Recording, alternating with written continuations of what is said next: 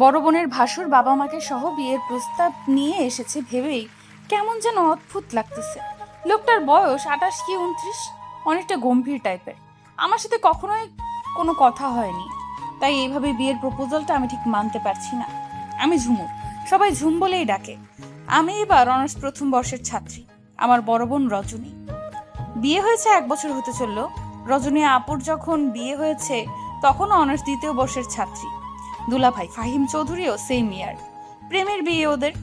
এখন ওরা তৃতীয় বর্ষে, দুজনেই পড়াশোনা করে। আর দুলাভাইয়ের বড় ভাইয়ের নাম আয়ান চৌধুরী। ওনার বাবা রাজন চৌধুরী, চৌধুরী গ্রুপ অফ ইন্ডাস্ট্রির মালিক।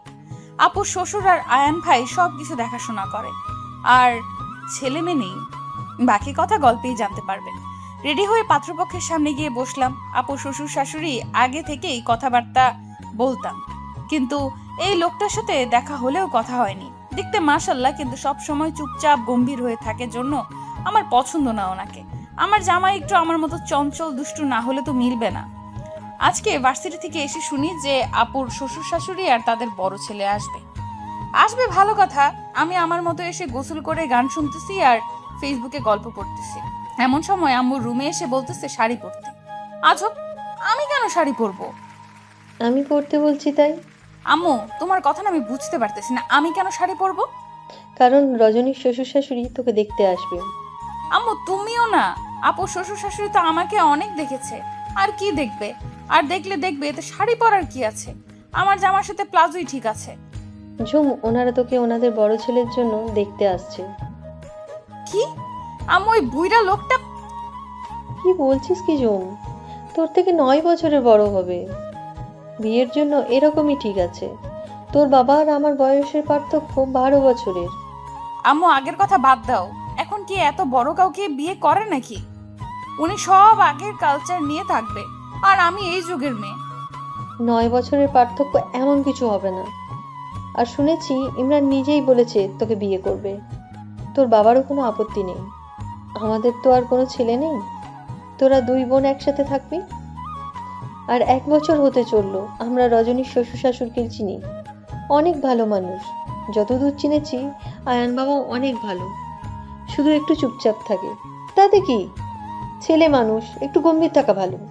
তাই তোর বাবা ঠিক করেছে সম্বন্ধ পাকা করবেন। আম্মু, গম্ভীর থাকা ভালো তাই বলে এতটা গম্ভীর? উনি কখনো আমার সাথে কথা পর্যন্ত বলে নাই। তুই কথা বলছিলি? কি যে বলো না আম্মু, ওনাকে দেখলেই ভয় লাগে, কেমন যেন খেয়ে ফেলার মতো করে তাকায়। যদিও একবার কি দুবার তাকিয়েছে, এছাড়া দেখিনি আমি ওনাকে। সব সময় তো অফিস আর রুমের ভেতরেই সীমাবদ্ধ উনি। এতক্ষণ চুপচাপ ওদের সামনে বসে মনে মনে এসবই ভাবছিলাম। হঠাৎ আপুর শাশুড়ি বলতেছে, কিরে মা, যা আলাদা একটু কথা বলে আয়। এতক্ষণে সামনে তাকিয়ে দেখলাম আয়ন চৌধুরী সামনে নাই, আমার রুমের দিকে যাচ্ছে। আমি কাচুমাচু হয়ে দাঁড়িয়ে ওনার পেছনে পেছনে আসলাম। বুঝতেছি না এমন কেন হচ্ছে আজ। এমনিতে তো আপুর শ্বশুর শাশুড়ির সামনেও বেশ চটপট করে বেড়াই। আমি আর আপু একদমই আলাদা। আমি চটপটে আর আপু শান্ত। ওদিকে ফাহিম ভাই চটপটে আর আয়ন ভাই শান্ত। এই প্রথম নিজের রুমে ঢুকতেও ভয় করতেছে আমার। বুকে থুতু ছিটে দিয়ে পেছনে আপু শ্বশুর শাশুড়ির দিকে একবার তাকিয়ে রুমে পা রাখলাম। পা রাখতেই শক্ত একটা কণ্ঠ কানে এলো। এতক্ষণ লাগে আসতে? এমনিতে তো এক জায়গায় ঠিক থাকো না। আমার কান্না পাচ্ছে। এই লোকটা আমার সাথে এই প্রথম কথা বললো, তাও আবার ধমক দিয়ে। এই প্রথম বুঝি একটা গুন্ডাও ভালোভাবে কথা বলে। আর ইনি তো ভালো মানুষ। না না, আমার মতো মেয়ে কিছুতেই এই উদ্ভট লোকটার সাথে সারা জীবন কাটাতে পারবে না। যেই এই কথাটা বলতে যাব তখনই উনি বলে উঠলেন, আমি তোমার মতামত জানতে আসিনি, চুপচাপ এই শাড়ি পাল্টে বিয়ের শাড়ি পরে নাও। আজকে একটু পর আমাদের বিয়ে হবে। বলে হনহন করে বেরিয়ে গেল। আবার ফিরে এসে বলল, আজকে শ্বশুরবাড়িতে নিয়ে যাব তোমাকে। কথা না শুনলে ফেসবুকে কার সাথে কি করছো সব তোমার আব্বুকে বলে দেব। আমি তাজ্জব বনে গেলাম। এটা কি আদেশ করলো নাকি থ্রেট দিয়ে গেল? আরে ভাই, আমাকে কিছু বলার সুযোগ তো দিবে নাকি? একটু পর আম্মু এসে একটা মিষ্টি আমার মুখে ধরে বলল, তুই আগে থেকে পছন্দ করতি আয়ানকে? কখনো বলিসনি তো? কি সব উদ্ভট কথা বলতেছ আম্মু? কেন, তুই নাকি আয়ানকে বলেছিস যে বিয়ের প্রস্তাব নিয়ে আসেন? কি? আম্মু, এসব তোমায় কে বলেছে? কেন, কে আর বলবে? তুই যাকে বলেছিস সে বলেছে। আয়ান ভাই এসব বলেছে? এই দেখো, সত্যি কথা মুখ দিয়ে বের হয়েছে। তার মানে সত্যি বলেছিলি? আচ্ছা যাই হোক, রেডি হয়ে নে, রজনী আর ফাহিম কাজে নিয়ে আসতেছে। বলে আম্মু বেরিয়ে গেল। আম্মু আম্মু, এই যা চলে গেল। আরে আমার কথাটা তো শুনবা। আমি কখন ওনাকে বললাম আমি বিয়ে করব ওনাকে? আর আমি ফেসবুকে কার সাথে কি করছি, শুধু তো একটা ছেলেকে দুলাভাই বানিয়ে। উফ শিট! এই কথাটা উনি জানলো কিভাবে? আসলে হয়েছে কি, কিছুদিন থেকে একটা ছেলে সব সময় হাই হ্যালো দিত আর খোঁজ খবর নিত। প্রথমে পাত্তা না দিলেও এক সময় আমিও কথা বলতাম। কথা বলতে বলতে দুলাভাই বানাইছি। তারপর একটা আইডি দিয়ে নিজেই কথা বলছি। এই আইডির পাসওয়ার্ড আমার বান্ধবীদের কাছেও আছে, ওরাও কথা বলতো। কিন্তু আমি তো সব এমনি ফাইজলামি করছি। কিন্তু এই লোকটা কিভাবে জানলো এসব? আল্লাহ, এইবারের মতো বাঁচিয়ে দেওয়ার, জীবনও ফেসবুক চালাবো না, চালালেও কারোর সাথে কথা বলবো না। মনে মনে আল্লাহকে ডাকছি। এই সময় আপু রুমে আসে। আই ঝুম, তুই এখনো রেডি হসনি? আমি আপুর পা জড়িয়ে ধরে বললাম, আপু, ও আপুরে, আমি ওনাকে বিয়ে করব না রে। তুই দেখিস না উনি কেমন, জেনে বুঝে আমাকে নদীতে ফালাই দিচ্ছিস কেন?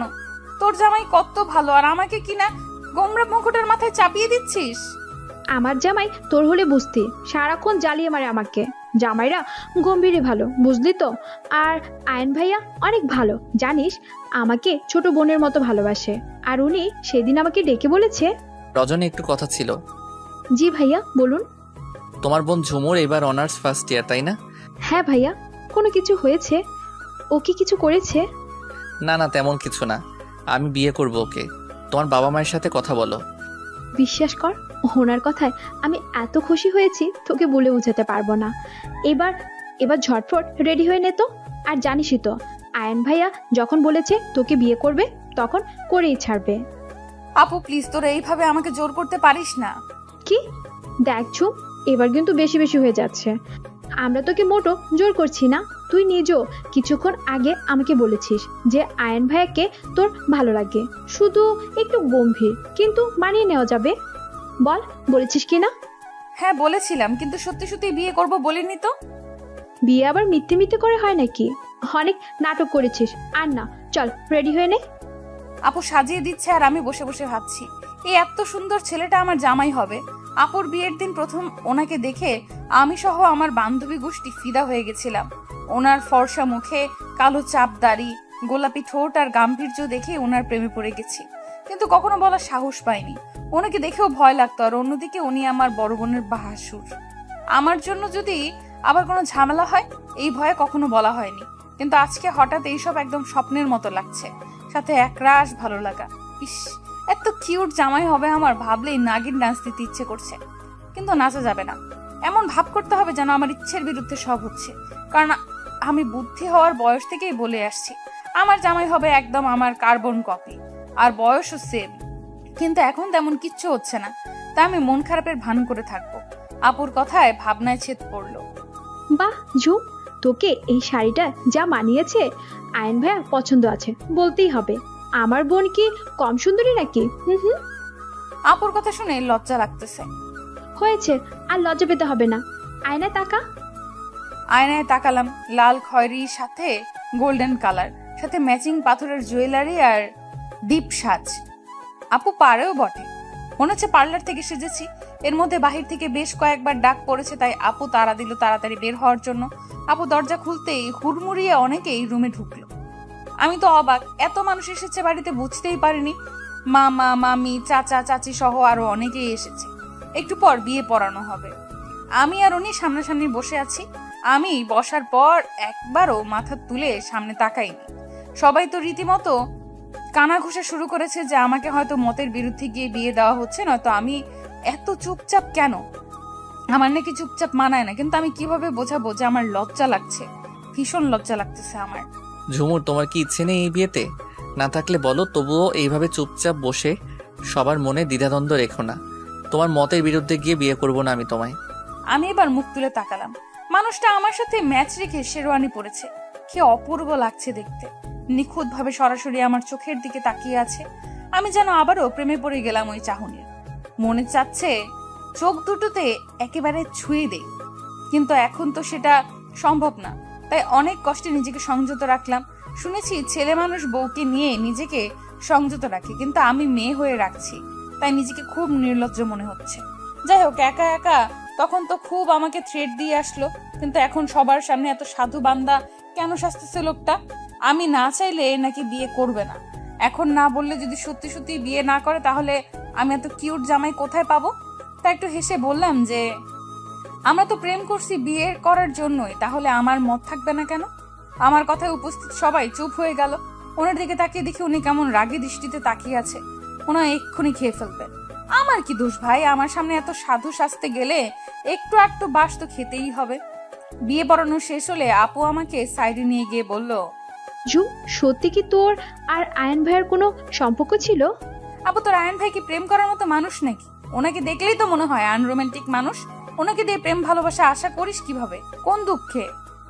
তাহলে তুই সবার সামনে বললি? আরে আমি তো এমনিই বলেছি। হায় আল্লাহ, তুই ওনাকে আনরোমান্টিক মনে করেছিস? আমার তো মনে হয় ফাহিমের থেকেও ভাইয়া বেশি রোমান্টিক। মাঝে মাঝে ওনার কথা শুনে আমার তাই মনে হয়। তবে উনি সবার মতো না যে সব সময় আলগা প্রীতি দেখাবে। সারাক্ষণ বইয়ের পেছনে পেছনে ঘুরবে। উনি সব ভালোবাসা কাজে করে দেখাবে। শেষের কথাগুলো ফাহিম ভাইকে দেখেই বলল আপু। ফাহিম ভাই এসে বলতেছে, কি আমি আলগা পিরিত দেখাই? সব সময় একটু কাছে থাকি, এজন্য এভাবে আমার ভালোবাসাকে অপমান করছো? আরে না, আমি অপমান কই করলাম? আমি তো আয়ন ভাইয়ের কথা বললাম। হ্যাঁ বুঝি তো, কিন্তু শালিকা তো এখন বড় ভাবি হয়ে গেছে, ওর সামনে বেশি কিছু বললাম না। না না জিজু, আমি শালি শালিই থাকবো, ভাবি হব না। শালি দুলা ভাইয়ের কাছে আবদার করতে পারবে, কিন্তু ভাবি তো পারবে না। শালি আমার চালাক আছে। দেখতে হবে না শালিটা কার। এরপর খাওয়া দাওয়া শেষ করে বিয়ে বিদায়ের পালা। আমি প্রথমে যেতে যাচ্ছিলাম না, কিন্তু ওনার একটা ধমক খেয়ে আর কথা বাড়ায়নি। উনি আমার একটা হাত ধরে আছে। আমি অনেকবার খোলার চেষ্টা করছি, কিন্তু উনি ছাড়ছেই না। বারবার বলতেছি একটু ছাড়েন, দরকার আছে। না, উনি ছাড়ছেই না, উল্টো আমাকে ধমক দিয়ে বলে যে এত নড়াচড়া করে লাভ নেই, আমি ছাড়বো না। বাধ্য হয়ে বললাম, প্লিজ ছাড়েন, আমি বাথরুমে যাব। 5 মিনিট সময় দিলাম, এর মধ্যে আসবা। এই বললে হাত ছাড়লো। আমি বললাম 5 মিনিট না ছাই, পাক্কা 30 মিনিট পর এসে দেখি আপুদুল্লা ভাই আর উনি সোফায় বসে আছে। মানুষজন কমে গেছে, 11টা পার হয়েছে, সবাই হয়তো চলে গেছে। আমি যেতেই উনি উঠে আবার আমার হাত ধরে সবার কাছ থেকে বিদায় নিয়ে বের হয়ে আসলেন। কি আশ্চর্য, আমার বিয়ে হলো, বিদায় হলো, আমার কান্না পাচ্ছে না কেন? এত চেষ্টা করতেছি কান্না করার, তবুও কান্না পাচ্ছে না, তবুও হচ্ছে না। আমি হয়তো এমন একজন মেয়ে যার বিয়ে প্রেম করেও হয়নি, তবুও কান্না করিনি। যাই হোক, ওই রকমই চলে আসলাম শ্বশুর বাড়িতে। এই বাড়িতে তো দেখি একদম ফাঁকা। এমনিতেও আশপাশে কোনো বাড়ি নেই। 3 তলা একটা বাড়ি, চারপাশে লাল নীল ঝাড়বাতি জ্বলছে। বাড়িটা যেন অপরূপ লাগতেছে। আমি গাড়ি থেকে নামতেই উনি আমার হাত ধরলো। ওইদিকে আপু আর ফাহিম ভাই, ওরা একটু সামনে এগোতেই মানুষটা এমন একটা কাণ্ড করলো যে আমি লজ্জায় পড়ে গেলাম। আপু আর ফাহিম ভাই সামনে এগোতেই উনি আমায় কোলে নিলেন। এই, আপনি কি করছেন? এত কথা বলো কেন? চুপচাপ থাকো, না হলে আরো লজ্জায় পড়তে হবে। ওনার কথা শুনে চুপ হয়ে গেলাম, নয়তো যদি সত্যি কিছু করে বসে। বুঝলাম না এই গোমরা মুখটাকে এত রোমান্টিক মনে হচ্ছে কেন। আপু পেছনে আমার দিকে তাকিয়ে একটা চোখ টিপ দিয়ে আগে আগে চলে গেল। সদর দরজায় আসতে না আসতেই কয়েকজন ছেলে মেয়ে এসে হাজির হলো। ওদের দাবি টাকা ছাড়া ঘরে ঢুকতে দিবে না। আপু আর ফাহিম ভাইও সাথে আছে। উনিও আমাকে কোল থেকে নামাচ্ছেন না। কি একটা অবস্থা! ছেলেমেয়েগুলা ওনার মামাতো ফুপাতো ভাই বোন। আমি আগেও দেখেছিলাম এদের। উনি আমাকে বলল এক হাত দিয়ে যেন ওনার প্যান্টের পকেট থেকে মানি ব্যাগ বের করি। আমি হা করে ওনার মুখের দিকে তাকালাম। উনি চোখ রাঙিয়ে ফিসফিস করে বলল, তাড়াতাড়ি দাও, নয়তো ফেলে দেব। আমি আস্তে আস্তে ওনার পকেট খোঁজার চেষ্টা করছি। আসলে শেরওয়ানি পরা, তাই পকেট খুঁজে পাচ্ছি না। বেশ কিছুক্ষণ চেষ্টা করে মানি ব্যাগ বের করলাম, তবুও লোকটা আমাকে নামিয়ে দিল না।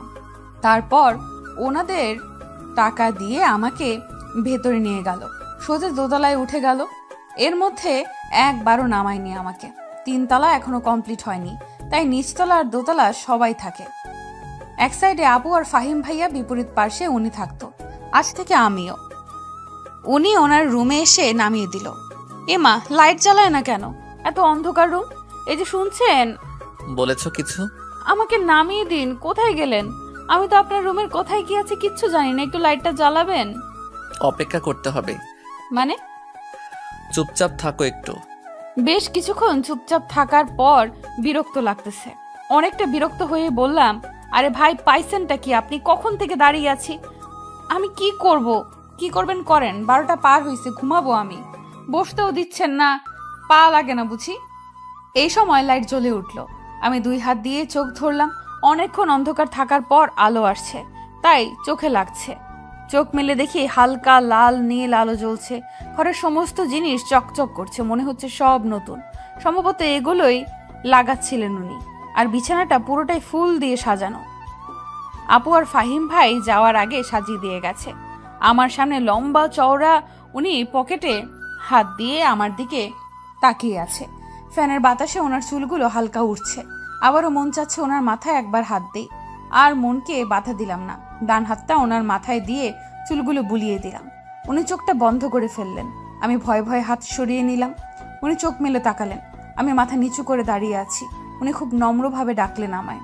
ঝুমুর। আমি মাথা তুলে তাকালাম ওনার মুখের দিকে। ঝুমুর, আমি তোমাকে কয়েকটা কথা বলি, মন দিয়ে শুনবা। আমি মাথা নাড়লাম, মানে শুনবো। তুমি আমাকে চেনো আমি কেমন, আর আমি আজকেই তোমাকে কেন বিয়ে করলাম আর এটা জানতে পারবে এক সময়। আমি জানি তুমি আমাকে পছন্দ করো, এটা না বুঝলে বিয়ে করতাম না আমি তোমায়। তুমি এতদিন বাবার বাড়ির মেয়ে ছিলে, তাই তোমার চঞ্চলতা শোভা পেয়েছে, কিন্তু এখন একদম ওরকম করা যাবে না। তোমাকে গম্ভীর হতে হবে, বউদের যেমন মানায়। ওনার এই কথাটা আমার ঠিক পছন্দ হলো না। সবাইকে কেন গম্ভীর হতে হবে? আমার তো নিজের ইচ্ছে বলে কিছু একটা আছে। আমি একখানে চুপচাপ বসে থাকতে পারি না। সিরিয়াস মোমেন্টে হাসি আটকে রাখতে পারি না। এইসব না করলে আমার কেমন যেন দম বন্ধ লাগে। বিরক্তি মাখা মুখ নিয়ে ওনার কথাগুলো শুনলাম। উনি বলল, এখন ফ্রেশ হয়ে আসো। আমি অনেকক্ষণ সময় নিয়ে ফ্রেশ হয়ে আসলাম। এসে দেখি উনিও চেঞ্জ করে নিয়েছে, হয়তো অন্য বাথরুমে গিয়েছিল। তারপর একসাথে 2 রাকাত নামাজ পড়ে নিলাম। এরপর উনি একটা নেকলেস বের করে আমার সামনে ধরলো। তারপর কিছু না বলে আমার গলায় পরিয়ে দিল। ওনার স্পর্শে অজানা ভালো লাগা কাজ করছিল। একদম কোনো ভয় লাগতেছিল না। মনে হচ্ছিল এই স্পর্শে কোনো পাপ নেই, নেই কোনো কথার ভয়। একদম হালাল সম্পর্ক। এই হালাল জিনিস সবারই ভালো লাগে। ওনাকে জড়িয়ে ধরার খুব ইচ্ছে হচ্ছিল, কিন্তু সাহস হলো না। যদি ভাবে যে কেমন মেয়ে একটু ধৈর্য ধরতে পারে না, তাই জড়িয়ে ধরলাম না। উনি এক হাত দিয়ে চুলগুলো ছেড়ে দিল, তারপর আমাকে ওনার দিকে ঘুরিয়ে নিল। আমার চোখের দিকে তাকিয়ে বলল, তুমি ছোট নেই ঝুমুর, সবকিছু বুঝতে পারো তুমি। আমি জানি আমি চাইলে তুমি বাধা দিতে পারবে না, কিন্তু আমি চাচ্ছি না এইভাবে হঠাৎ করে তোমার ইচ্ছের বিরুদ্ধে কিছু করতে। আমাদের একসাথে পথ চলা আজ থেকে শুরু। আমরা জীবনের শেষ দিন পর্যন্ত একসাথে থাকবো, তাই তাড়াহুড়ো করে কষ্ট দিব না তোমায়। সময় নাও তুমি। তোমার যখন মনে হবে স্বামী হিসেবে পারফেক্ট আমি, সেদিনই কাছে আসবে। আমি আমার সবটা দিয়ে ভালোবাসবো তোমায়। কোনো ছেলে মানুষ বিয়ে করে বউকে ছাড়া থাকতে পারে না, আমিও পারবো না, কষ্ট হবে। তাই সময় একটু কম করে নিও। বলে মুচকি হেসে বিছানায় এক পাশে শুয়ে পড়ল। এত নির্লজ্জ এই লোকটা কিভাবে গড়গড় করে সবকিছু বলে দিল। ছি, লজ্জায় আমার মাথা কাটা যায়। থুর, কি সব ভাবি আমি। আমি ওনার বউ, আমাকে বলবে না তো কাকে বলবে? আর এত সুন্দর একটা মানুষের বউ হওয়া ভাগ্যের ব্যাপার। তারপর আমিও চুপচাপ ওনার পাশে গিয়ে শুয়ে পড়লাম। এপাশ ওপাশ করতে করতে রাত কেটে গেল। এমনিতেই আমি সব সময় নড়াচড়া করি বেশি, তার উপর আজকে বিছানায় একটা ছেলে মানুষ। ঘুম আর হলো না আজকে। ফজরের আজান কানে আসতেই উঠে পড়লাম। অজু করে বের হতেই দেখি উনিও উঠে পড়েছে। নামাজ পড়ে নিচে গেলাম। এর আগেও যেহেতু এই বাড়িতে এসেছি, তাই সবকিছুই চেনা আছে। নিচে গিয়ে আস্তে আস্তে সদর দরজা খুলে বাহিরে বের হলাম। বাড়িটার সামনেটা পুরোটাই ফাঁকা। ছোট ছোট আম গাছ, লিচু গাছ, পেয়ারা গাছ, আরো বিভিন্ন রকমের ফুলের গাছ, তবে সব সারিবদ্ধ আর ফাঁকা ফাঁকা করে গাড়া। এই জন্য আরো বেশি ভালো লাগে। আমি আগে এই বাড়িতে আসলেও এত সকালে উঠে বাহিরে আসিনি। গাছগুলোতে পাখির কিচিরমিচির শব্দ আর সকালে শুভ্র বাতাস গায়ে লাগতেই যেন মনটাও ফুরফুরে হয়ে গেল। এদিক ওদিক ঘুরে বেড়াচ্ছে, আর ওপর থেকে একজোড়া চোখ ওর দিকে তাকিয়ে ভাবছে, মেয়েটা কি একটু চুপচাপ থাকতে পারে না? কালকে এত করে বোঝালাম নতুন বউয়ের মতো থাকতে, তা না, সকালে উঠেই দেই দেই করে বাহিরে গেছে। আর কয়দিন যত খুশি নেচে বেড়াও, এরপর থেকে তোমাকে বন্দি করে রাখবো। চাইলেও যখন তখন ইচ্ছে মতো ঘুরতে পারবা না। মিসেস আয়ান চৌধুরী, যার জন্য তোমাকে বিয়ে করেছি সেটা তো পূরণ করতেই হবে, কারণ আয়ান চৌধুরীর প্রয়োজন ছিল তোমাকে, বড্ড বেশি প্রয়োজন ছিল। এসব ভাবতে ভাবতে দেখি ঝুমুরকে কোথাও দেখা যাচ্ছে না। আয়ান দ্রুত নিচে নেমে আসে। আমি মাত্রই ভেতরে আসছি, তখনই আয়ান নিচে নামে। দেখি আমি কিচেনের দিকে যাচ্ছি। আমাকে দেখে 1 কাপ কফি চেয়ে আগের দিনের খবরের কাগজটা পড়া শুরু করে। আমি আয়নের কফি দিয়ে সবার জন্য নাস্তা বানালাম। কাল ঘুমাতে দেরি হওয়ায় সবার একটু দেরিতেই ঘুম ভাঙে। রজনী আপু এসে দেখে আমার নাস্তা বানানো প্রায় শেষ। আয় ঝুম, কি করছিস এসব? এত তাড়াতাড়ি উঠতে গেলি কেন? আরে আপু, সমস্যা নেই। আরে শালিকা যে, বিয়ে হয়ে আসতে না আসতেই দায়িত্ব পালন শুরু করেছো দেখি। কথাটা বলতে বলতে ফাহিমও নিচে আসলো। ওনার আরো 2টা মামাতো বোন উঠেছে। হঠাৎ সোফায় বসে থাকা ওনাকে দেখে সবাই চোখ টেপাটেপি করে হাসছে। আমি ওদের মতিগতি বুঝতে পারছি না, এমন কেন করছে। আপু এসে ফিসফিস করে বলতে লাগলো, আয় ঝুম, এটা কি হলো বলতো? কি? আয়ন ভাইয়া তো কখনো নিচে এসে কফি খায় না, মানে এই এত সকালে তো কখনোই নিচে আসে না। তাহলে আজ ব্যাপারটা কি? ব্যাপারটা ওনাকে আগে জিজ্ঞেস কর না বলে ওদের কাছ থেকে সরে আসলাম। আর ওরা সবাই হেসে উঠলো। আমি রুমে আসার কিছুক্ষণের মধ্যেই উনিও রুমে ঢুকলো। অফিস যাব। কথাটা বলেই টাওয়াল নিয়ে বাথরুমে ঢুকে পড়লো। আমি আবার নিচে গেলাম, ওনার জন্য নাস্তা নিয়ে আসলাম। একটু পর উনি গোসল করে বের হলেন, শুধুমাত্র টাওয়াল পরে। নাভির একটু নিচে টাওয়াল, ফর্সা বুকে হালকা হালকা কালো লোম, গলার একটু নিচে 2টা লাল তিল, চুলগুলো থেকে টপটপ করে পানি পড়ছে। গোলাপি ঠোঁটগুলো ভিজে আছে। ইচ্ছে করছে ঠোঁটগুলো একবার ছুঁয়ে দেই। একটা ছেলে মানুষ এতটা সুন্দর হয় এখানে না দেখলে বুঝতাম না। ওনাকে নিয়ে ভাবতে ভাবতে ভাবনার রাজ্যে ঢুকে পড়েছি। তখনই উনি জোরে ডেকে উঠল, এই মেয়ে, কখন থেকে ডাকছি? এইভাবে হা করে ঠোঁটের দিকে তাকিয়ে আছো কেন? কিস টিস করতে চাচ্ছিলে নাকি? আসলে আমতা আমতা করছো কেন? আপনার ঠোঁটগুলো আসলে অনেক সুন্দর, মন চাচ্ছিল ছুঁয়ে দেই, কিন্তু আপনি কি না কি মনে করেন তাই করলাম না বলেই এক দৌড়ে নিচে আসলাম। পাগলি একটা। 30 মিনিট হবে উনি বেরিয়ে গেছে। আমি বাড়িতে কথা বললাম। চাচা চাচি মামা মামি সহ কাছের কিছু আত্মীয় স্বজন আসবে আজকে এই বাড়িতে। আসলে একদিনের দাওয়াতে নিজের মানুষ ছাড়া তো কেউ আসবে না। হঠাৎ করে বিয়ে না হলেও আমার বিয়েতে তেমন বড় অনুষ্ঠান করতো না, কারণ আপুর বিয়েতে অনেক বড় অনুষ্ঠান করে আব্বুর অনেকটাই গ্যাপে পড়েছিল। তাই আমিও বলেছিলাম আমার বিয়ে খুব সাদামাটা ভাবেই করব। আব্বু ছোটখাটো ব্যবসায় আমাদের দিন ভালো কাটলেও একবারে অনেক বড় অনুষ্ঠান আমাদের জন্য না। আপুর বিয়েতে করা লাগছে, কারণ আপু বড় মেয়ে ছিল আর আপুর শ্বশুর শাশুড়ি বলেছিল আমাদের বাড়ির ছেলে বিয়ের অনুষ্ঠান না করলেই নয়তো আমাদের আত্মীয় স্বজনদের কাছে নত হতে হবে। যদিও ফাহিম ভাইয়া আলাদাভাবে কিছুটা সাহায্য করতে চেয়েছিল, কিন্তু আব্বু নেয়নি। এর মাঝে নতুন বউ দেখতে অনেকেই এসেছে, কিন্তু আমার হাত কান একদম খালি। বয়স্ক মহিলারা নিজেদের মধ্যে ফিসফিস করছে। আমার শাশুড়ি এসে বলল, বড় বৌমা, আমার ঘরে একটু আসো তো। আর একটু জোরে আপুকে ডেকে বলল, ছোট বউ, সবাইকে নাস্তা দাও। আর ওনাকে উদ্দেশ্য করে বলল, আপনারা একটু বসুন ভাবি, আমরা এক্ষুনি আসছি। তারপর আমাকে ঘরে নিয়ে গিয়ে একটা গয়নার বক্স দিয়ে বলল, বৌমা, এসব পরে নাও। আর প্রথম দিকে কমপক্ষে 6 মাস পর্যন্ত সব সময় এসব পরে থাকবা। কালকেই দিতাম, বাড়িতে এসে অনেকক্ষণ বসেছিলাম, কিন্তু তোমরা আসছো না দেখে ঘুমিয়ে পড়েছি। আজকে খালি হাত কান গলা যদি ওনারা দেখে যেত, তাহলে সারা পাড়া বলে বেড়াতো চৌধুরী বাড়ির বড় বউকে স্বর্ণ চারাই দেখে আসলাম। তোমার বাবা মা কেমন নির্লজ্জ বলো তো, তোমাকে কিছুই দিল না। ওনার শেষ কথাটি শুনে চোখ থেকে টপ টপ করে পানি পড়ছে। অন্য সময় হলে তো অনেক কথা শুনিয়ে দিতাম, কারণ আমার বাবা মাকে নিয়ে কোনো কথা আমার সহ্য হয় না। আমি তো এতদিন ভেবেই আসছি আপু হয়তো খুব সুখেই আছে, কিন্তু বড়লোকদের মধ্যে এত নিচু মনের মানুষই নেই দেখে বোঝাই যায় না। কোনো কিছু নাকি অভাব নেই।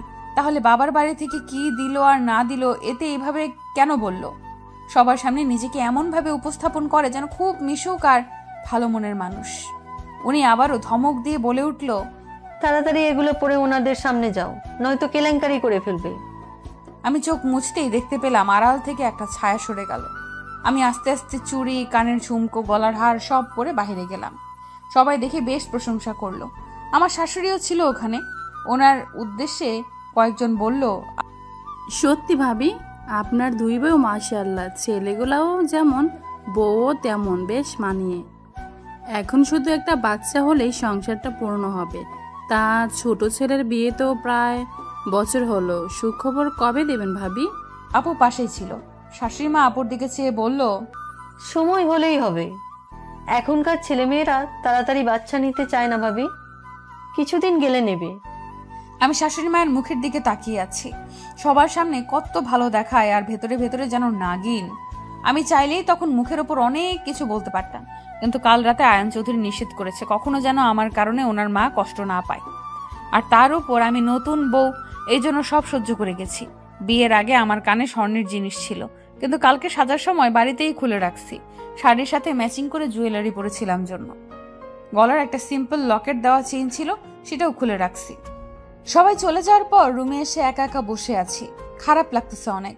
আপুকে তো স্বর্ণের কিছু চুড়ি আর কানের ঝুমকা দিয়েছে, কিন্তু বিয়ের কিছুদিন পর, কারণ একেবারেই অত কিছু করা সম্ভব ছিল না। তাহলে কি আপুকেও কথা শুনতে হয়েছিল? এমন সময় আপু রুমে এসে দরজা লাগিয়ে দেয়। আমার কাছে এসে গালে আলতো চাপ দিয়ে বলে, মন খারাপ করিস না জুম, শ্বশুর বাড়িতে একটু একটু কথা হজম করতে হয়, শুধু শাশুড়ি মা এমন। তাছাড়া বাড়ির প্রত্যেকটা মানুষ ভালো, আয়ন ভাইয়া বেশি ভালো। আমি আপুর মুখের দিকে তাকিয়ে আছি। মনে হচ্ছে আপুও কান্না করছে। আমি আড়াল থেকে শুনেছি মা তোকে কি বলেছে। প্রথম দিকে আমাকেও বলেছিল, কিন্তু তোর ফাহিম ভাইয়া আমাকে আলাদা করে জিনিস বানিয়ে দিয়েছিল। উনি ভেবেছে সেগুলো আমার বাবা বাড়ি থেকে দিয়েছে, তাই আর কিছু বলেনি। আরেকটা কথা বনু, তোর চঞ্চলতা দেখে আমার শাশুড়ি আগেও আমাকে বলতো যে তোমার বোন এমন কেন, স্থির থাকতে পারে না নাকি। আমি তোকে তখন কিচ্ছু বলি নাই, কারণ তুই তো এখানে বেশি থাকিস নে। আমাদের বাড়িতে তো কেউ কিচ্ছুই বলে না। তোকে বললে হয়তো তুই আসতে চাইতি না আমার কাছে, কিন্তু এখন তোকে একটু চঞ্চলতা কমাতে হবে। একদম না, একটু, যাতে শাশুড়ির চোখে যেন ধরা না পড়িস, সেইটুকুই। প্লিজ শোনাবো না আমার, মানিয়ে নিস, বাড়ির বড় বউ বলে কথা। সব বলে একটা হাসি দিয়ে আপু চলে গেল। ওই লোকটার উপর খুব রাগ হচ্ছে এখন। ফাহিম ভাইয়ার পড়াশোনা করা অবস্থায় আপুকে স্বর্ণের জিনিস বানিয়ে দিয়েছে যাতে ওনার মা কিছু বলতে না পারে। আর ইনি বুড়ো হয়ে গেছে, এত বড় বিজনেসম্যান, অথচ বউকে স্বর্ণ দেয়নি কেন? উনি কি জানে না ওনার মা কেমন? আর আমাদের পরিবার সম্পর্কেও তো ওনার ধারণা আছে। হঠাৎই বিয়ে না করলে হয়তো আব্বু কিছু দিত, হঠাৎ বিয়ে করার কারণে সেটাও দেওয়া হয়নি। আজকে আসুক, ওনার একদিন কি আমার যে কয়দিন লাগে। দুপুর 2টা বাজে, বাবার বাড়ির সবাই এসে গেছে। আজকে আমাকে আর ওনাকে যেতে হবে আমাদের বাড়িতে, এটাই নিয়ম। আপুও যেত, কিন্তু শ্বশুরবাড়ির দায়িত্ব বেশি হওয়ার কারণে আপুর যাওয়া হচ্ছে না। উনিও বেশ সময় মতো এসে গেছে, সবার সাথে কথা বলে রুমে আসছে। আমি ওনার অপেক্ষাতেই ছিলাম। আসার সাথে সাথে জিজ্ঞেস করলাম, আপনি হঠাৎ করেই আমাকে বিয়ে করলেন কেন? উনি একবার আমার দিকে তাকিয়ে বলল, ফ্রেশ হয়ে আসছি তো। আজব মানুষ তো, আমি কথা বলার জন্য বসে আছি আর উনি ফ্রেশ হতে গেল। মানুষটা দেখি দিনে একরকম, রাতে অন্যরকম। ছেলে মানুষ কি এমন হয়? একটু পর উনি ফ্রেশ হয়ে এসে আমার পাশে বসে বলল, তোমাকে হঠাৎ বিয়ে করার কারণ জানতে চাচ্ছ তো? আমি মাথা নাড়লাম। ঝুমুর, ভালোবাসি আমি তোমাকে, অনেক বেশি ভালোবাসি। তোমাকে প্রথম দিন দেখেই ভালো লেগেছে, কিন্তু তুমি আমার ছোট ভাই শালি, এজন্যই সবসময় এড়িয়ে চলেছি তোমাকে। কিন্তু আমি যখন থেকে বুঝতে পারছি যে তুমিও দুর্বল আমার প্রতি, তখন থেকে আমি আর দূরে থাকতে পারছি না। তোমাকে লুকিয়ে দেখা, তোমাকে ফলো করা, তুমি কখন কোথায় যাচ্ছ, কি করতেছো, সব কিছুর উপর নজর রাখা যেন আমার দায়িত্ব হয়ে গেছে। হঠাৎ একদিন মনে হলো ফেসবুকে নক দিয়ে কথা বলি। নক দিলাম, কিন্তু তুমি প্রথমে পাত্তাই দিলা না। কাউকে ভালোবাসলে তার সাথে কথা বলার জন্য নত হতেও লজ্জা লাগে না। কথাটা আগে মানতাম না, সবসময় বলতাম যে আয়ান চৌধুরী কখনো কারো কাছে নত হবে না, কিন্তু আমি নিজেই কথাটা ভুল প্রমাণ করে বারবার SMS দিতাম তোমাকে। শেষে তুমি কথাও বললে, কিন্তু দুলাভাই বানিয়ে। আমি হা করে ওনার মুখের দিকে তাকিয়ে আছি। ওইটা তাহলে উনিই ছিল? তারপর আবারও বলতে লাগলেন, তোমরা যে বান্ধবীরা মিলে কথা বলছিলে আমার সাথে, এটাও আমি বুঝতে পারছিলাম। কিভাবে বলি, একদিন আমি তোমার ভার্সিটির সামনেই গাড়িতে ছিলাম, তখন তোমার হাতে ফোন ছিল না, কিন্তু আমার সাথে কথা হচ্ছিল। তখন বুঝেছি যে তুমি একা না, অন্য কেউ আমার সাথে কথা বলে। আয়ান চৌধুরীর সাথে মজা করেছো না, তাই আমিও হুট করে বিয়ে করে ফেললাম। আচ্ছা, আপনি আপনার পরিচয় কেন দেননি? আমি পরিচয় দিতাম, কিন্তু কেন জানি খুব জানতে ইচ্ছে হলো, দেখি একটু ভার্চুয়াল জগতে তুমি কেমন, ফেসবুকে সবার সাথে কিভাবে কথা বলো, এজন্য পরিচয় দেইনি। ও, আর হঠাৎ বিয়ে করার আরেকটা কারণ হলো আমাকে অফিসের কাজে 15 দিনের জন্য আমেরিকা যেতে হবে। আর আপনার তো? আমার খুব ইচ্ছা আমেরিকা নিউ ইয়র্কে অবস্থিত নায়াগ্রার ফলস দেখার। জি হ্যাঁ, এটা দ্বিতীয় কারণ। অফিসের কাজে যাচ্ছি, তাই ফ্যামিলির কাউকে নিয়ে যাওয়া যেত না, কিন্তু আমার সাথে আমার বিয়ে যেতেই পারে। এজন্যই আপনাকে খুব তাড়াতাড়ি বিয়ে করলাম। আর যাই হোক, বিয়ের আগে যে তোমাকে একা আমার সাথে পাঠাবে না এটা আমি জানতাম। এখন তো আর কেউ বাধা দিতে পারবে না। কাল থেকে তুমি আমার বিয়ে, তার 3 দিন পর আমরা যাচ্ছি। তার মানে আমি সত্যি আমেরিকায় যাব? আমি খুশিতে আত্মহারা হয়ে ওনাকে জড়িয়ে ধরলাম। আপনি জানেন, আমি এতদিন শুধু কল্পনায় করেছি যে আমি ওখানে গেছি, কখনো ভাবিনি আমার এই ইচ্ছেটা পূরণ হবে। আপনাকে যে কি বলে ধন্যবাদ দেব। আয়ন মনে মনে ভাবছে, এই মেয়েটা কি বুঝতে পারছে না বউ এভাবে জড়িয়ে ধরলে কি অবস্থা হয়? তার উপর এই প্রথম একটা মেয়ে এইভাবে বুকের মধ্যে চেপে আছে।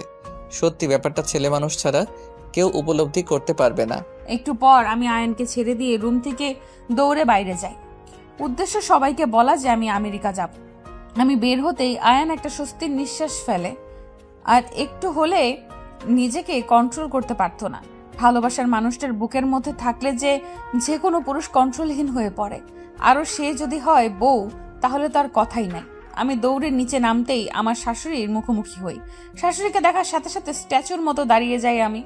ও আল্লাহ, ভুলেই গেছিলাম যে এটা আমার শ্বশুর বাড়ি, আর জম আছে এখানে। ঝুম, মা একটু আমার সাথে আসো তো। এই বলে সবার সামনে থেকে আড়ালে নিয়ে গিয়ে বলে, এটা তোমার শ্বশুর বাড়ি, একটু ভদ্রভাবে চলাফেরা করবে কেমন? একে তো একদিনেই তোমার বাবা মা এত মানুষকে নিয়ে আসছে, তার উপরে কোনো জিনিস আনে নাই। সবাইকে বড় বড় করে বলেছিলাম ছোট ছেলে প্রেম করলে কি হবে, বড় ছেলেকে কোনো এক রাজকন্যার সাথে বিয়ে দিব, আর হলো আগেরটার মতোই। একটু কঠোরভাবে কথাটা বললেন উনি। মা, এটা আপনারও শ্বশুর বাড়ি, তাই এইভাবে নিজেকে রাজরানী ভাবা বন্ধ করেন। আপনিও এই বাড়ির বউ, আমিও এই বাড়ির বউ। আপনি আমাকে ছোট করে দেখতেই পারেন, কারণ আপনি আমার আগে আসছেন এই বাড়িতে, আপনার অধিকার বেশি। কিন্তু আমার বাবা মাকে ছোট করে কথা বললে আমি ভুলে যাব আপনি আমার স্বামীর মা। তখন আপনি আমার সাথে যেভাবে আচরণ করবেন আমি ঠিক তেমনটাই ফিরিয়ে দেব আপনাকে। নিজের রাগ কন্ট্রোল করতে না পেরে কথাগুলো বলল ঝুম। এই মেয়ে, তোমার সাহস তো কম না? তোমার বড় বোন শেখায়নি তোমাকে কিভাবে শাশুড়ির সাথে কথা বলতে হয়? জি মা, শিখিয়েছে, কিন্তু কি বলুন তো, আমি তো রজনী না, আমি হলাম ঝুমুর। তাই আমি যেটা করি আমার কাছে সেটাই ঠিক, অন্য কারো কথা শুনে চলতে পারি না আমি। এমন সময় রাজন চৌধুরী সেখানে হাজির হয়। ওনাকে দেখে আমার শাশুড়ি হেসে বলে, কি ব্যাপার আয়নের বাবা, কিছু লাগবে? হ্যাঁ, বড় বৌমাকে লাগবে। মা ঝুমুর, একটু আসো তো আমার সাথে, আমার কিছু বন্ধু এসেছে তোমাকে দেখতে। আমি নিজেকে আর একবার আয়নায় দেখে নিয়ে বাবার পেছন পেছন আসলাম। একটু পর আয়ানও নিচে আসলো, সবার সাথে দেখা হলো, কথা হলো। আপু আর ফাহিম ভাইও সাথে ছিল। আমরা আসার কিছুক্ষণের মধ্যে আমার শাশুড়িও সেখানে এসেছে। সবাই একটা করে গিফট দিয়ে গেল। সবকিছুর মধ্যে একটা জিনিস খেয়াল করলাম, আমার শাশুড়ি সবার মাঝে অসম্ভব ভালো মানুষ।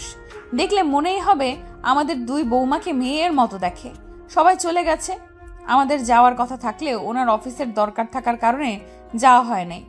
আমি আর আপু একসাথে বসে আছি। আচ্ছা আপু, তোর শাশুড়ি এমন তুই কখনো বলিসনি কেন? কি বলতাম বল, আর কিভাবে বলতাম? বিয়ে তো আমি নিজের পছন্দে করেছি, আর আমার বাবা এত ক্ষমতা নেই যে আমি কিছু বললে সাথে সাথে দিতে পারবে। তাই আমি কিছু বলে বাবা মাকে টেনশনে ফেলতে চাইনি। আচ্ছা সব বুঝলাম, কিন্তু তুই আমার বেলাতে না করলি না কেন? তুই তো জানতিস তোর শাশুড়ি কেমন, তবু কেন আমাকে বিয়েতে জোর করলি? কেন জোর করেছে সেটা আমি বলছি। কথাটা কর্ণপাত হতেই দুই বোন দরজার দিকে তাকালাম। আমি আর আপু একজন আরেকজনের মুখের দিকে তাকিয়ে ভাবছি, মায়ের কথাটা কি উনি শুলে ফেললো নাকি? কিছু যদি মনে করে। উনি আপুর দিকে তাকিয়ে বলল, রজনীকে যখন আমি বলেছি যে আমি তোমার বোনকে বিয়ে করব, তখন ও যে খুশি হয়েছে তা ওর চোখ মুখ দেখেই বুঝতে পারছিলাম। কিন্তু একটু পর কেন জানি ও আমাকে না করলো, বলল আপনি বড়লোক ঘরের মেয়েকে বিয়ে করেন ভাইয়া, আমার বোন আপনার জন্য পারফেক্ট নয়। ওর এই কথাটা আমার কাছে ঠিক মনে হয়নি, তাই আমি এই ব্যাপার নিয়ে ফাহিমের সাথে কথা বলেছি। আমি প্রথমে ভেবেছিলাম ফাহিম হয়তো রজনীর সাথে খারাপ ব্যবহার করে, কিন্তু পরে শুনলাম তেমন কিছুই না। সমস্যাটা আমার মায়ের কারণেই রজনী রাজি হতে চায়নি। এর মাঝে ফাহিম ভাইয়া আপুকে ডাকে আর আপু চলে যায়। উনি আমার পাশে বসে আমার দুই গালে হাত রেখে বলছে, আয়ান চৌধুরী ভালোবেসেছে তোমাকে, আর তার ভালোবাসার মানুষটাকে সে নিজের করে নেবে না তা কি করে হয়? আমি যতবার এই মানুষটার চোখের দিকে তাকাই ততবার ওনার প্রেমে পড়ে যাই। মানুষ বলে না যে কেউ কখনো কারো চোখের দিকে তাকিয়ে মিথ্যা বলতে পারে না। এনার চোখের দিকে তাকালে আমার কথাটা সত্যি মনে হয়। এনার চোখে আমি আমার জন্য ভালোবাসা দেখতে পাই। দেখলে মনে হয় মানুষটা আমাকে অসম্ভব ভালোবাসে। তারপর আবারও বলতে শুরু করলো, ঝুমুর, আমি আমার মা আর বাবাকে যখন বলেছি তোমাকে ওনার পছন্দ কিনা, তখন বাবার উত্তর ছিল কিছুটা এরকম। হ্যাঁ, মেয়েটা ভালো আছে, একটু চঞ্চল, বাড়িটা মাতিয়ে রাখতে পারবে। আর মা বলছে, এমনিতে দেখতে ভালো, তবে চঞ্চলতা বাড়ির মেয়েদের শোভা পায়, বউদের না। আর এক বাড়ির 2 মেয়ে আসলে সংসারে আমাকে দাম দিবে না, নিজেরাই সবকিছু করবে। আমি বলেছি, মা তুমি না সবসময় বলতে আমরা পরিবার একসাথে থাকবো, সবসময় কখনো ভাগ হব না। ওরা 2 বোন একসাথে থাকলে কখনো আলাদা হবে না, সংসারটা একসাথে থাকবে। আর সব থেকে বড় কথা, তোমার ছেলেরা তাদের পছন্দের মানুষের সাথে থাকবে। তারপর মা রাজি হয়। আর সেদিন দেখতে গিয়ে বিয়ে করার আরেকটা কারণ মা, আমি জানি যদি সেদিন বিয়ে করে তোমাকে নিয়ে না আসতাম, তাহলে মা চাইতো তোমার বাবা যেন মেয়েকে সব কিছু দিয়ে তবেই পাঠায়। আমি জানি তোমার বাবা আমার থেকে কিছুই নিত না, কিন্তু ওনার মাথায় চিন্তা বেড়ে যেত কিভাবে কি করবে না করবে। এই জন্য আমি সেদিনই বিয়ে করে নিয়ে আসি, যাতে মা মনে করে হঠাৎ বিয়ে হওয়ার কারণে কিছু দিতে পারিনি, আর তোমার বাবার অনুষ্ঠান বা কিছু দেওয়া নিয়ে চিন্তা না হয়। বিয়ে পড়িয়ে রাখলে হয়তো পরে অনুষ্ঠান ছাড়া বিদায় দিতে পারতো না। আত্মীয় স্বজনদের কথার ভয় করত, হঠাৎ হওয়াতে কেউ কিছু বলতে পারবে না। আমি মনে মনে ভাবলাম তবুও তো আপনার মা কিছু বলা বাকি রাখেনি। যাই হোক, এটা আমাদের বউ শাশুড়ির ব্যাপার। শাশুড়ি আপনাকে কিছু না বললে আমিও বলবো না। কি দরকার মা ছেলের মধ্যে ঝামেলা বাড়ানোর? ঝুমুর, কি ভাবছো? না, কিছু না। জানি ভাবতেছো যে ফাহিম বউকে কথা শোনার হাত থেকে বাঁচতে পারলো, আমি কেন পারি না। আজকের পর থেকে মা তোমাকে কিছুই বলবে না ঝুমুর, শুধু তোমাকে না, তোমার আপুকেও বলবে না। আমি এতদিনও জানতাম না আমার মা এমন, এখন জানতে পারছি, তাই সেটা সমাধানের উপায়ও বের করেছি। উনি আমার মা, ওনাকে তো আমি কিছু বলতে পারি না, তাই তোমাকে বলছি। আমার মাকে কখনো কষ্ট দিও না। মা কিছু বললে সহ্য করে নিও, উনি অনেক কষ্ট করে এই সংসারটা সাজিয়েছে। আপনি কিভাবে বুঝলেন আপনার মা কিছু বলবে না? উনি হেসে বললেন, পরশুদিন সকালে দেখতে পারবে। রাতের খাওয়া দাওয়া শেষ করে রুমে এসে বসে আছি। এই লোকটা এখনো আসছে না। ব্যালকনিতে দাঁড়িয়ে কারো সাথে ট্যুরের ব্যাপারে কথা বলছে। আমি 2 বার ডাকতে গিয়ে ঘুরে আসছি। কেন জানি না খুব মন চাচ্ছে উনি একটু আমাকে কাছে টেনে নিক, কপালে একটা ভালোবাসার পরশ এঁকে দিক, আর তারপর জড়িয়ে ধরে ঘুমাক। আচ্ছা, উনি কি বুঝতে পারছে না কিছু? ধুর, ভাল লাগে না। অনেকক্ষণ পর উনি রুমে আসলো। আমি বিছানা দুটো বালিশ উঁচু করে হেলান দিয়ে শুয়ে আছি। উনি এসে আমার সাথে কোনো কথা না বলে শুয়ে পড়লো। আজব তো, আমি জেগে আছি ওনার অপেক্ষায়, আর উনি আমাকে কিছুই বললো না। ঠিক আছে, না বলুক, নাই, আমিও কিছু বলবো না। মাঝখানে একটা কোলবালিশ রেখে শুয়ে পড়লাম। উনি যখন বুঝলোই না কিছু, তাহলে যেচে আর বোঝাতে পারবো না আমি।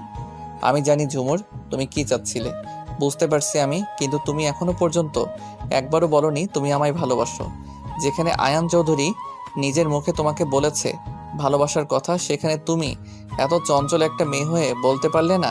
তুমি যেদিন নিজের মুখে স্বীকার করবে ভালোবাসার কথা, যেদিন বলবে আয়ান আমাকে একটু ভালোবাসেন, সেদিন তোমাকে কোনো আদর থেকে বঞ্চিত করব না মিসেস আয়ান। অনেকক্ষণ এপাশ ওপাশ করার পর ভালো লাগছে না, কেমন কেমন যেন লাগছে। ওনাকে খুব জড়িয়ে ধরতে ইচ্ছে করতেছে। আচ্ছা, উনি নিশ্চয়ই এখন ঘুমিয়ে পড়েছে, এখন তো জড়িয়ে ধরাই যায়। আমি খুব সাবধানে মাঝখানের বালিশটা সরিয়ে ওনাকে এক হাতে পেছন থেকে জড়িয়ে ধরলাম। ওনার গালে ছোট্ট করে ঠোঁট ছোঁয়ালাম। সকালবেলা ঘুম থেকে উঠে দেখি উনি পাশে নেই। শাড়ি পরা ছিল, শাড়ি অনেকটা এলোমেলো হয়ে আছে। আমার ঘুমের মধ্যে নড়াচড়া করা অভ্যাস আছে। বিছানার এক পাশ থেকে অন্য পাশ পুরোটাই আমার লাগে, আর এই জন্যই শাড়ি ঠিক নেই। আজকে উঠতে একটু দেরি হয়েছে। নিচে গিয়ে দেখি আপু সবার নাস্তা রেডি করছে। আমি গিয়ে আপুকে একটু সাহায্য করলাম, দেখলাম উনিও নিচেই আছে। না, এভাবে থাকা সম্ভব না। একে তো রাতে জড়িয়ে ধরে পাগল করে দিচ্ছিল, আর সকালে দেখি শাড়ি ঠিক নেই। এই মেয়েটা সব উল্টাপাল্টা করে দিচ্ছে, কোনো কিছুতেই মন বসতেছে না, পাগল পাগল লাগতেছে। Control Ayan, control. মনে মনে কথাগুলো ভাবছে আয়ান। কি রে ঝুম, সব ঠিকঠাক আছে তো? হ্যাঁ আপু, কোনো কিছু হয়েছে? না না, কি হবে, গোসল করেছিস নাকি তাই কথাটা বললাম। আপুর কথাটা শুনে ভীষণ লজ্জা লাগছে। এইভাবে খেয়াল করেছে বজ্জাত মেয়েটা? মানে বিয়ে করলেই কি প্রতিদিন সকালে গোসল করতে হবে নাকি? তাছাড়া আমাদের তো কিছুই হয়নি যে গোসল করতেই হবে। আরে এত লজ্জা পাচ্ছিস কেন? আমি তো এমনি বললাম। আচ্ছা বাদ দে, ভাইয়া কালকে আর কি বলেছে রে? আসলে আমাকে উনি সেই দিন বলেছিল যে তোমার বোনকে কখনো আমি কোনো কষ্টই পেতে দিব না। আমি জানি উনি ওনার কথা রাখবে। আর এটাও বলেছে যে অন্য কোথাও বিয়ে হলো যে সেখানে সবাই ভালো থাকবে, কেউ কিছু বলবে না। এমনটা তো না, সেখানে আরো দেখা গেল শাশুড়ি, শ্বশুর, ননদ, যা সবাই খারাপ, তাহলে সেখানে কি করবে? তারপর ভেবে দেখলাম কথাটা ভুল বলেনি। আমাদের শাশুড়ি মা এমনিতে সব দিক দিয়ে ভালো, তবে এই ব্যাপারটা নিয়ে যে এমন কেন করছে সেটাই বুঝছি না। সারা দিন কেটে গেল, এর মধ্যে ওনার সাথে আর দেখা হয়নি। দুপুরে খাওয়ার আগে একবার কল দিয়ে বলেছে খেয়ে নিতে। সন্ধ্যা পেরিয়ে রাত হয়ে এলো, উনি এখনো নেই, একটা কল পর্যন্ত করলো না। আচ্ছা, উনি কি কোনো কারণে আমার উপর বিরক্ত, নাকি সত্যি সত্যি ব্যস্ত আছে? এসব ভাবতে না ভাবতেই না খেয়ে ঘুমিয়ে পড়লাম। ঘরে খাবার এনে রাখছিলাম যে উনি আসলে একসাথে খাবো, উনিও আসলো না, খাওয়াও হলো না। রাত 11:30 নাগাদ চোখের পানির ছিটা পেয়ে ঘুম ভাঙে। উঠে দেখি উনি লুঙ্গি আর গেঞ্জি পরে একটা গ্লাস হাতে নিয়ে হাসি মুখে দাঁড়িয়ে আছে। চুল থেকে পানি পড়ছে, মনে হচ্ছে মাত্র গোসল করে বেরিয়েছে। আমাকে জাগতে দেখে বলল, যাক, অবশেষে তোমার ঘুম ভাঙলো। কখন থেকে ডাকতেছি তোমায়। কেন জানি না খুব অভিমান চেপে ধরলো, চোখ দুটো ভিজে আসতেছে। কি হয়েছে, আমাকে ডাকছিলেন কেন? বা রে, বউটা অভিমান করেছে, তা অভিমানের কারণ কি? আর আমার বউটা না খেয়ে ঘুমিয়ে যাবে, তা কি করে হতে দেই? কিসের অভিমান? কোনো অভিমান করিনি। উনি এক লোকমা ভাত আমার মুখের সামনে নিয়ে বলল, অভিমান করছো কিনা কথাতেই বুঝেছি। কাজের অনেক চাপ ছিল বউ, মাঝখানে আর 2 দিন সময়, তারপরের দিন আমাদের বেরোতে হবে। আর তোমার তো এখনো শপিং করাও হয়নি, আমারও কিছু কেনাকাটা করতে হবে। ওনার মুখে বউ ডাকটা শুনতে বেশ ভালো লাগছে, আর লজ্জাও। আপনি দুপুরের পর থেকে একবারও কল করেননি কেন? উনি হেসে বলল, আমি তো তোমার কলের অপেক্ষায় ছিলাম যে আমার বউটা কখন কল দিয়ে বলবে এখনো ফিরছেন না কেন। ইস, ভুলে গেছি, আমিও তো কল দিতে পারতাম। আরো কিছুক্ষণ টুকটাক কথা বলে খাওয়া শেষ করে ঘুমিয়ে পড়লাম। সকালে ঘুম থেকে উঠতেই খুব জোরে হর্ন বাজতে শুনলাম। ব্যাপারটা দেখার জন্য ব্যালকনিতে গিয়ে দাঁড়ালাম। নিচে তাকিয়ে দেখি বড় বড় দুটো ট্রাক কি নিয়ে আসছে দেখার জন্য নিচে গেলাম। এত কিছু দেখে অবাক না হয়ে পারলাম না। নিচে গিয়ে দেখি ট্রাক ভর্তি যত ধরনের ফার্নিচার আছে সব। শাশুড়ি মা হাসি মুখে দাঁড়িয়ে আছে। আমি নিচে যেতেই বলল, বৌমা, তোমাদের বাড়ি থেকে এত জিনিস দেবে বলনি তো? একটা সময় একটা ছেলে একটা মানি ব্যাগ নিয়ে এসে শাশুড়ি মায়ের সামনে রাখলো। ব্যাগটা খুলতেই দেখি ভেতরে স্বর্ণের গহনা, আপুর সহ। এইসব দেখে শাশুড়ি মার চোখ ছানা বড়া দেখে আমি আর আপু অবাক হয়ে গেছি। আমরা জানি যে আমাদের মিথ্যা কথা বলা নিষেধ, কিন্তু যে মিথ্যা বললে কোনো দ্বন্দ্ব কমে যায় সেইটুকু বলাই যায়। কাল আমি বাবাকে বলেছিলাম, খালি হাতে মেয়ে দিছো কেন? মেয়েকে বিয়ে দিলে সাথে আরো কিছু দিতে হয়, জানো না? আমার এই কথাটা আয়ানের কান পর্যন্ত পৌঁছে গেছে। বাবা বাড়িতে গিয়ে লোন করে কিছু জিনিস কিনেছে, সাথে আয়ান বাকি সব কিছু দিয়েছে। কিন্তু শাশুড়ি মা জানে সব আমার বাবা দিয়েছে। এছাড়া বাকি সবাই সত্যটা জানে। আয়ান নিজেই সবকিছু দিত, কিন্তু বাবা মানতে চায়নি, তাই নিজের সামর্থ্য অনুযায়ী যেটুকু সম্ভব দিয়েছে। সারা দিন এগুলো গোছগাছ করতেই গেল। পুরনো জিনিস সরিয়ে সব নতুন জিনিস রাখা হলো। সন্ধ্যার আগে আগে রুমে গেলাম। দেখি উনি বিছানায় বসে ল্যাপটপে কিছু কাজ করছে।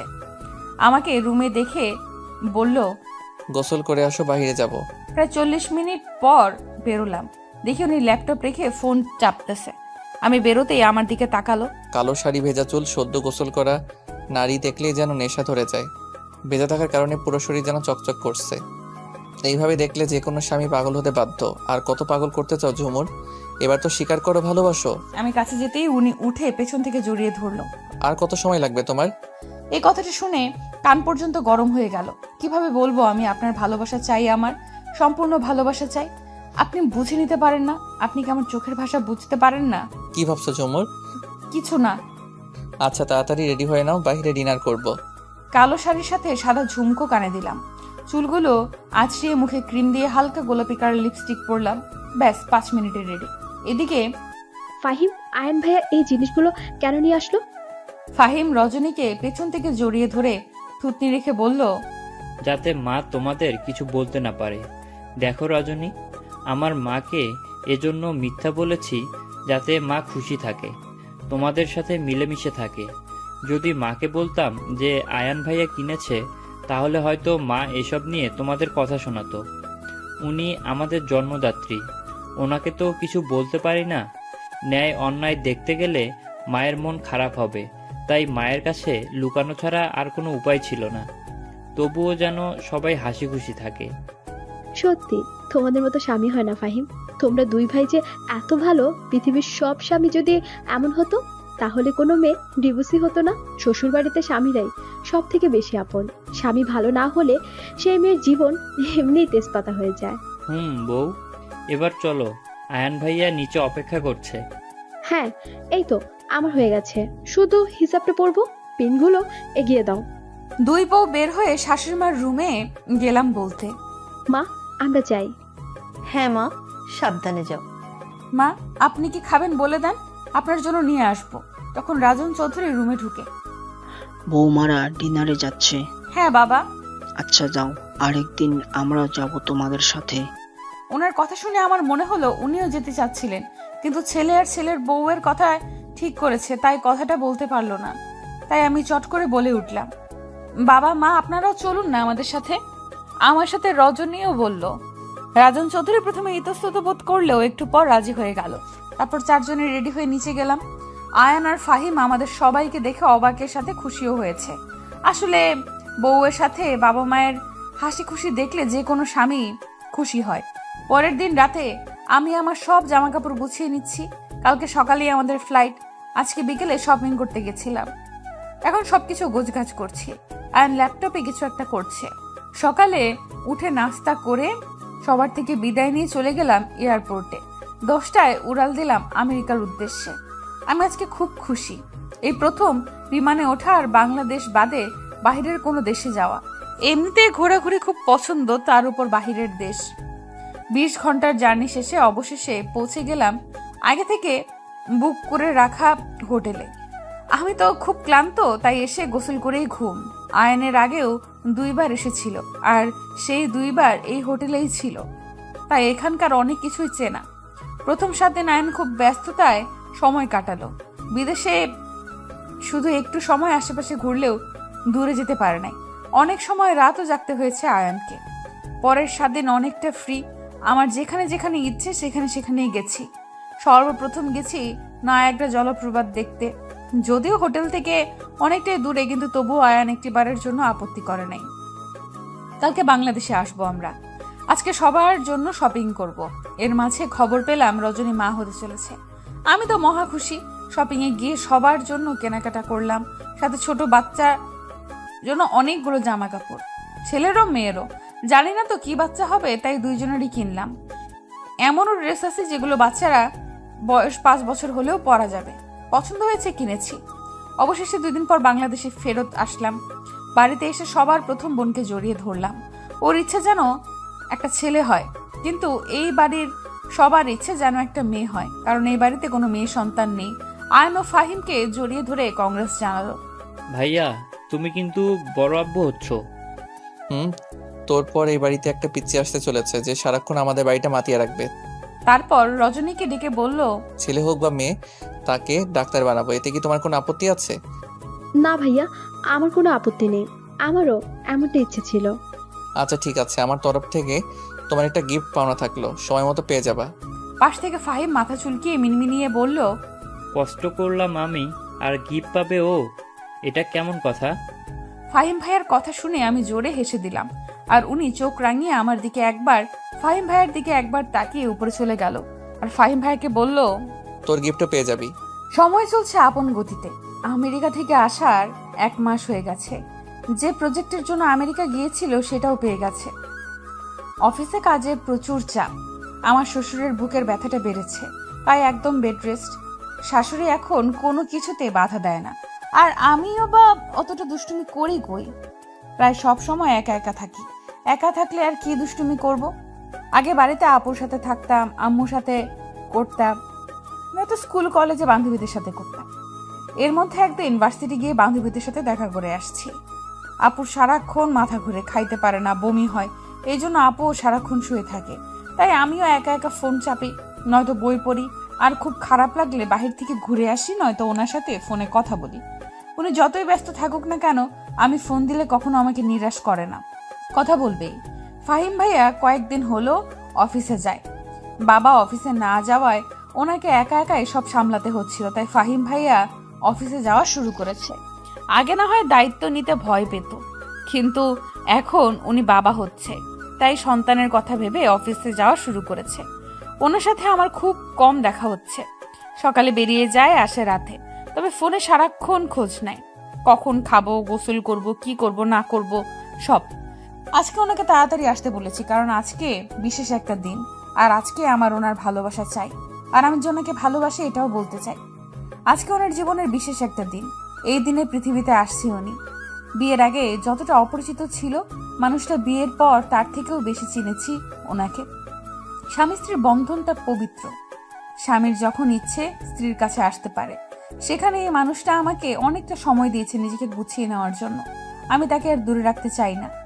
আমারও যে বড্ড ভালোবাসতে ইচ্ছে করে ওনাকে, যখন তখন জড়িয়ে ধরতে ইচ্ছে করে, ওনার কপালে চুমু দিতে ইচ্ছে করে, ওনার কাঁধে মাথা রেখে জ্যোৎস্না দেখতে ইচ্ছে করে। তাই আজ ওনার জন্মদিনটা একটু অন্যভাবে সেলিব্রেট করব। নিচতলার ড্রয়িং রুমটা সাজিয়ে নিলাম। অবশ্য আমার সাথে ফাহিম ভাই আর আপুও ছিল। শাশুড়ি মা মাঝে মধ্যে একবার বলে যে বাড়ির বউদের একটু শান্তশিষ্ট মানায়, তবে আমাকে সরাসরি কিছু বলে না, তাই ওনার ওসব কথা আমি গায়ে মাখি না। আমার মতে বাড়ির বউদের অত চুপচাপ মানায় না, নয়তো সবাই অহংকারী ভাবতে পারে। বাড়ির বউরা একটু চঞ্চল হবে, বাড়ির কাজ করবে, সবার সাথে মিলেমিশে চলবে, সেটাই ভালো। বাড়ি সাজানো হয়ে গেলে ওনার পছন্দ মতো সব রান্না করলাম। ওনার বাড়ি ফেরা পর্যন্ত অপেক্ষা করতে লাগলাম। কি আর করার, অপেক্ষা করা ছাড়া উপায় নেই। সময় যেন কাটতেই চায় না। বেশ কিছুক্ষণ পর উনি এলেন। মা, বাবা, ফাহিম ভাইয়া, রজনী আপু সবাই রেডি। আমি গিয়ে দরজা খুলে দিলাম। কি ব্যাপার ঝুমুর, বাড়ি অন্ধকার কেন? আমি কোনো কথা বললাম না। ওনার হাত ধরে আরেকটু সামনে গেলাম। যেতে এক এক করে পুরো বাড়িতে লাইট জ্বলে উঠলো। ওনার আর আমার মাথায় ফুলের পাপড়ি পড়তে লাগলো। সবাই একসাথে বলে উঠলো, হ্যাপি বার্থডে আয়ান চৌধুরী। উনি পুরো শকড। আগে ওনার জন্মদিন পালন করা হয়েছে, তবে সে সময় অনেক আত্মীয় স্বজন ছিল, গান বাজনা ছিল। তারপর থেকে কিছু বছর উনি জন্মদিন পালন করেননি। ওনার এত আত্মীয় স্বজন, গান বাজনা, হই হুল্লোড় পছন্দ না। তাই আমি সবটা শুনে কোনো আত্মীয়কে বলিনি, শুধু আমাদের পরিবারকে নিয়ে ওনার জন্মদিন পালন করতে চাইছি। উনি সবাইকে সাথে নিয়ে কেকটা কাটলেন। আমি ওনার জন্য একটা পাঞ্জাবি এনে রাখছিলাম, যেহেতু আমার পরনে শাড়ি, হাত ভর্তি চুড়ি, কানের দুল, গলায় ওনার দেওয়া বাসরাতের নেকলেস সব পরেছি। উনি নিজের ওয়াশরুম থেকেই ফ্রেশ হয়ে আসলেন। তারপর সবার সাথে বসে খাওয়া দাওয়া করলেন।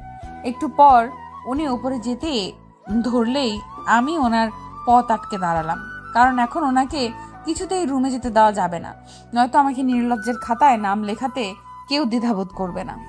এই শুনুন না, মাথা নিচু করে বললাম। উনি আমার ঘাড়ে হাত রেখে বলল, বলো না। একটু একটু কি? একটু ছাদে যাবেন? উনি হেসে বলল, এটা বলতে এত কিছু? আচ্ছা বলো তো, বিয়ের পর থেকে আমি তোমাকে কখনো ধমক দিছি? আমি মাথা নাড়ালাম, অর্থাৎ না। তাহলে আমাকে দেখে ভয় পাও কেন? না মানে আপনি অফিস থেকে আসলেন, সবাইকে সময় দিলেন, বিশ্রাম না নিয়ে এখন আমার সাথে ছাদে যাবেন, তাই ভাবলাম। স্বামীরা বউকে সময় দিতে কিপটামি করে না, আমি তো একদমই না। সবার মাঝে তো আর বউকে সময় দেওয়া যায় না, তাই বউকে দেওয়ার জন্য সময় আলাদাভাবেই রাখতে হয়। কথা বলতে বলতে ছাদে আসলাম। ছাদের মাঝখানে আগে থেকেই ছোট্ট একটা টেবিলে ছোট্ট একটা কেক রাখা ছিল, পাশে একগুচ্ছ গোলাপ আর কয়েকটা মোমবাতি আর একটা ছুরি। আমি টেবিলের সামনে গিয়ে ওনাকে বললাম, এখন আমি যা যা করব আপনি বাধা দিবেন না। আমি জানি উনি আমাকে বাধা দেবে না, তবুও বলে রাখলাম। আমি একে একে সবগুলো মোমবাতি জ্বালিয়ে নিলাম। মুহূর্তের মধ্যে ছাদের মাঝখানটা আলোয় আলোকিত হয়ে গেল। চারিদিকে অন্ধকার আর মাঝখানে আলো। আলোর মাঝখানে লাভের ছোট্ট একটা চকলেট কেক, ওর মাঝখানে লেখা আই লাভ ইউ। এটা আমি নিজের হাতে লিখেছি। আয়ান বানানটা পুরোটাই হয়নি, কেকটা ছোট, তাই শুধু এটাই লিখতে হয়েছে। উনি দু হাত ভাঁজ করে এক দৃষ্টিতে আমার দিকে তাকিয়ে আছে। ওনার এই চাহনি আমার চেনা, আগেও দেখেছি ওনার এই চাহনি। এই তীব্র চাহনিতে আছে আমাকে কাছে পাওয়ার তীব্র আকাঙ্ক্ষা। আমাকে পাগল করে দেওয়ার জন্য এই তাকানোটাই যথেষ্ট। এতদিন নিজেকে সামলে রাখলেও আজকে আমি নিজেকে সামলাতে পারছি না। উনি এত গভীরভাবে কেন তাকিয়েছে? তবে কি উনি বুঝে গেছে আমি কি চাই? ছেলে মানুষের ভালোবাসা খুব ভয়ঙ্কর, যদি সেটা হয় এক নারীতে আসক্ত পুরুষ ভীষণ শক্তভাবে ভালোবাসে, তাকে পাওয়ার জন্য পুরো পৃথিবীর সাথে লড়াই করতে পারে। সে নিজে যতই কঠিন মানুষ হোক না কেন, ভালোবাসার মানুষটার কাছে সে বরাবরই মাথা নিচু করে থাকে। আমি এই মানুষটাকে সব সময় গম্ভীর আর একরোখা মানুষ ভাবতাম, অথচ মানুষটা আমার সাথে একটা বার গলা উঁচু করে বা আমি কষ্ট পাবো এমন কথাই বলেনি। আমি আগে ভাবতাম আমাকে সহ্য করার মতো, বোঝার মতো আমার মতোই একজন মানুষ লাগবে, কিন্তু আমি ভুল ভাবতাম। আমার মতো হলে হয়তো তাকেই আমার সহ্য করা লাগতো, নয়তো আমাদের ঝামেলা হতো। এই মানুষটার আমাকে বোঝার মতো ক্ষমতা আছে। আমি রেগে গেলে উনি শুধু ফ্যাল ফ্যাল করে তাকিয়ে থাকে, নয়তো কথা ঘুরিয়ে নেয়। তবুও কখনো আমার বিপরীতে কিছু বলে না। তাকে কি ভালো না বেসে থাকা যায়? আমি আরো আগেই বলতাম ভালোবাসার কথাটা, কিন্তু যখন শুনলাম কিছুদিন পর ওনার জন্মদিন, তাই অপেক্ষা করতে লাগলাম এই দিনটার জন্য। উনি এখনো এক দৃষ্টিতে আমার দিকে তাকিয়ে আছে। আমি আস্তে আস্তে ওনার কাছে গিয়ে ওনার হাতে ছুরিটা তুলে দিলাম।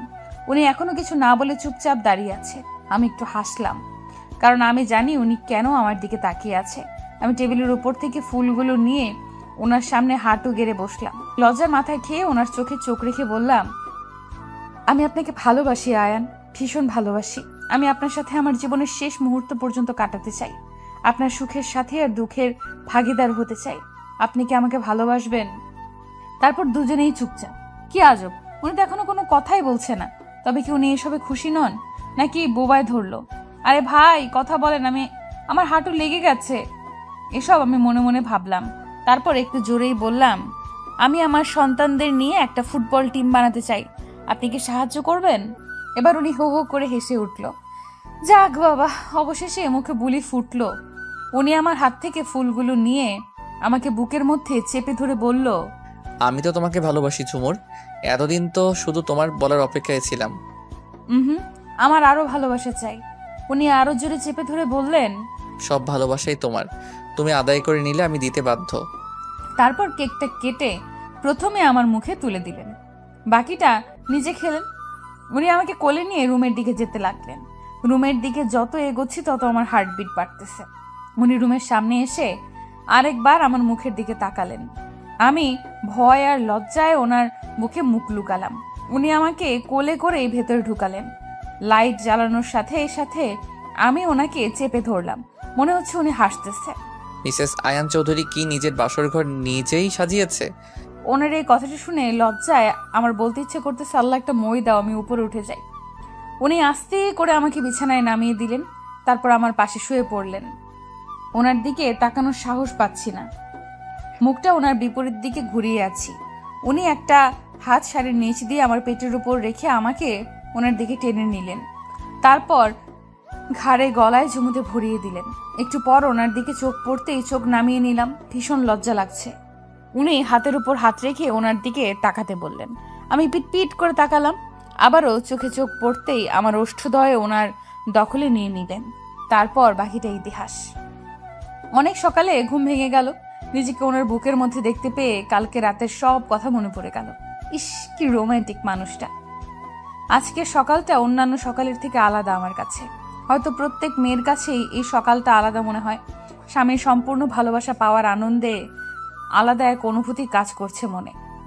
সময় চলমান, দিন মাস বছর পার হয়ে আমার বিবাহিত জীবনের 2 বছর চলছে। পুরো বাড়িটা লাল নীল ঝাড়বাতি দিয়ে সাজানো হয়েছে। বাড়িতে একটা ছোটখাটো অনুষ্ঠান। আমি 7 মাসের অন্তঃসত্ত্বা। আমার বাবার বাড়ি থেকে সবাই চলে এসেছে। ডায়েরিটা বন্ধ করে রেখে রুম থেকে বের হলাম। উপরে ওঠানামা করতে পারি না, তাই নিচেই একটা রুমে থাকি। আমি বাইরে যেতেই রায়ান আর ফাইজা এসে খিলখিল করে হেসে উঠল। রজনী আপু আর ফাহিম ভাইয়ের যমজ বাচ্চা রায়ান আর ফাইজা। যবে থেকে হাঁটতে শিখেছে তখন থেকে পুরো বাড়ি মাতিয়ে রাখে। 2 বাড়ির চোখের মনি এরা দুজন। হাসি কান্না মিলেই মানুষের জীবন। তবুও এই 2 বছর অনেক ভালো কেটেছে। ওনাকে ঠিক যতটা গম্ভীর আর একরোখা ভাবতাম, উনি একদমই অমন না। একটাই কি, উনি সব সময় নিয়ম মতো চলে, কোনো কিছু বেশি বেশি পছন্দ করে না। এই 2 বছরে আমি অনেকবার রাগ করেছি মানুষটার সাথে, কিন্তু উনি কখনো আমাকে হার্ট করে কিছু বলে নাই। সারাদিনের ব্যস্ততা শেষ করে মাত্র এসে শুয়ে আছি। মিসেস আয়ান। জি বলুন। আমাদের বিয়ের 2 বছর হয়ে গেল, এখনো কি আপনি এটা তুমি হবে না? আপনার বলার মাঝে একটা সম্মানীয় ভাব আছে। আপনি বললে ভেতর থেকে আপনার প্রতি একটা সম্মান কাজ করে। আমার সম্মান চাই না, তুমি বললে নিজ নিজ মনে হয়, আর আপনি বললে মনে হয় পরের কেউ। না, আপনিটাই বেশি ভালো। ঠিক আছে, তোমার যা ইচ্ছা ডেকো। I love you.